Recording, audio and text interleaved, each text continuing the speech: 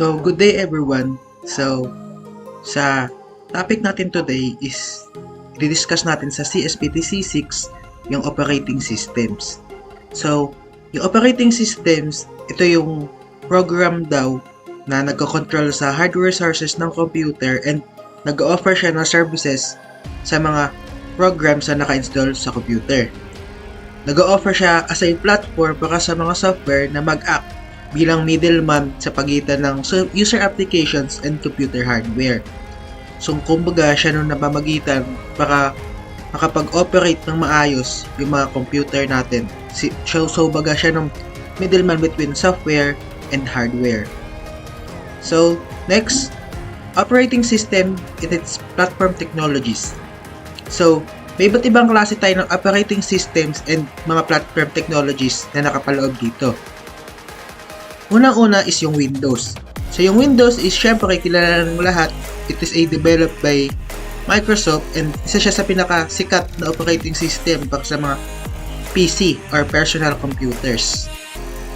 So, pinapalooban siya ng mga platform technologies which is Windows API or Application Programming Interface. So, ina-enable niya ng mga programmer na makagamit sila ng iba't ibang languages tulad ng C++, C#, and Visual Basic para makapagawa ng mga iba't ibang Windows applications. Nandito din ang .NET framework na isa sa mga software framework ng Microsoft. So, compatible siya syempre sa Microsoft Windows since nakapaloob nga siya dito and nag-o-offer siya ng malaking library na sinatawag na FCL or Framework Plus Library na nag-enable para yung iba't ibang languages ay gumana gamit ang Windows. Next, meron tayo ditong tinatawag na Universal Windows Platform or UWP. So ito, nirelease siya una sa Windows 10 and ina-enable niya ng mga programmer na makapag-design ng apps and gumana ito sa iba't ibang products na ginawa ng Microsoft. Next is Mac OS. So, syempre, ang Mac OS is ginawa ng Apple Incorporated. So, ito naman yung parang contrast sa Windows. So, ito, ginagamit lang siya sa mga computers na gawa ng Apple, which is Mac. So, ang platform technologies na nakapaloob sa Mac OS ay yung Cocoa and Cocoa Touch. So, ito ay mga API ng Mac OS and iOS. So, ginagamit din siya sa mobile version ng Mac OS. So, dito, meron siyang collection ng frameworks and tools na pwede mong gamitin sa paggawa ng C, Swift, and iba pang mga language about sa programming sa paggawa ng mga platforms for Apple. Next is yung Metal. So, itong Metal is a low-level, low-overhead hardware accelerated graphics and computing application programming service. So, isa din siyang API. So, dito naman, ina-enable niya nung mga users na maka-access sa GPU para sa paggamit ng kapilang applications and sa paggawa ng mga 3D graphics. Next naman na operating system natin is yung Linux.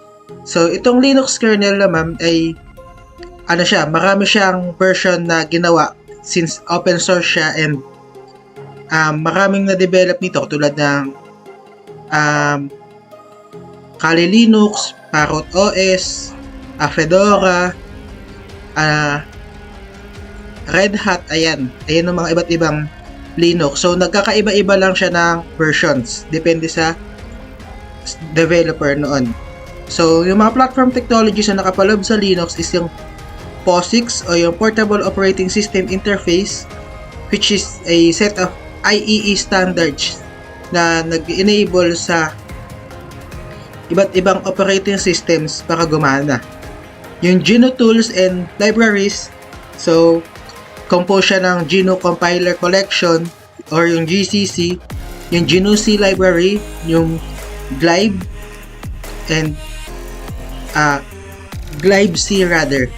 GNU Core Utilities, which is a open source tools and libraries na ginagamit sa iba't ibang Linux distributions. Andito din yung X-Window system or yung X11 na isang bit na windowing system na ginagamit din mostly sa Linux and Unix-like operating systems. So, discuss din natin pala guys na yung Linux is pwede siyang gamitin sa iba't ibang klase ng laptop. Gawa man niya ng Apple or ng normal na PC lang na may Windows. So, ipapalit lang yan doon sa OS nila. For example, gawa ng Apple yung Mac nung isang Apple product or Apple laptop. So, tatanggalin niya lang ng Mac OS doon and pwede niyang ikabit yung Linux kernel nito. Next is yung iOS. So, ito ng Mac OS na mobile version ng Apple. So, isa siyang operating system din na ginawa ng Apple and mostly ginagamit siya sa mobile devices such as iPhone and iPad. So, syempre, binanggit din natin kanina, naroon din siyang Cocoa Touch dito sa iOS na isang main API ng paggawa ng iOS applications. So, binanggit natin siya kanina. So, ina-offer nga niya yung mga tools at iba pang mga framework sa paggawa ng Swift, C, and other supported languages for programming. So, meron din siyang UI kit na isang provided framework ng Apple para sa paggawa ng UI para sa mga iOS applications. And meron din siya ditong binanggit na Core Foundation na isang application services and system utility framework na syempre, ang target naman niya is mag-offer ng mga basic software services. Panglima natin na OS is yung Android. So, yung Android is syempre, based siya sa Linux kernel nga. So, isa siyang Linux type na operating system. Pero, since mobile siya, doon na siya kinategorize. Pero, gawa siya sa Linux. Tapos, dinevelop siya ng Google na mostly ginagamit siya sa smartphones and tablets. So, ito namang Android is yung contrast naman ng mga Apple phones. So,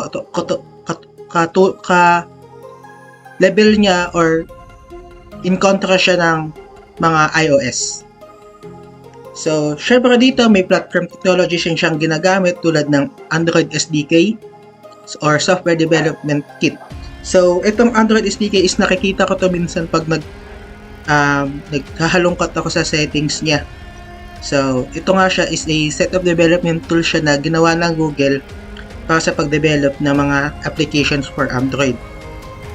So, meron siyang libraries, debugger, may emulator din siya, documentation, sample code, and tutorials. So, itong Android is mainly ginawa siya gamit yung Java and Kotlin na programming languages. So, yung Kotlin is, ito yung pinaka-modern na programming language sa paggawa ng Android apps. Tapos, kasama niya dito yung Java. So, kumbaga, nauna lang ng Java dito and pinaka-modernized version na paggawa ng Android applications ay yung Kotlin. Next is, meron siyang Android Native Development Kit or NDK. So, collection siya ng tools na nag-enable sa mga programmers na i-utilize yung C and C++ code para sa mga paggawa ng mga significant sections or significant part ng Android application. So next, ito yung table of comparison ng iba't ibang OS. So makikita natin dito yung differentiation ng bawat isang OS. So nandito yung Windows, Linux, Mac, Unix. Yung Unix dito is Linux siya. Android and iOS. So, gumaga yung Unix is dito naman nagbase ng Linux naman yung sa Unix.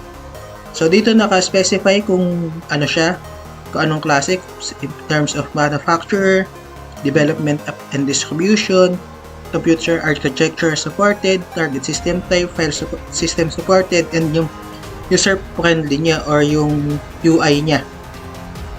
Dito naman is yung video links para lalo nating maintindihan yung operating system. So, ito yung understanding operating system. And next is what is an operating system. So, panoorin nyo to guys. So, para mas lalo nyo maintindihan yung about sa operating system and makakuha pa kayo ng additional information. Dito naman is yung plagiarism checker, which is makikita natin dito na kung paano natin ginawa yung report natin. So, ayun lang guys. Thank you.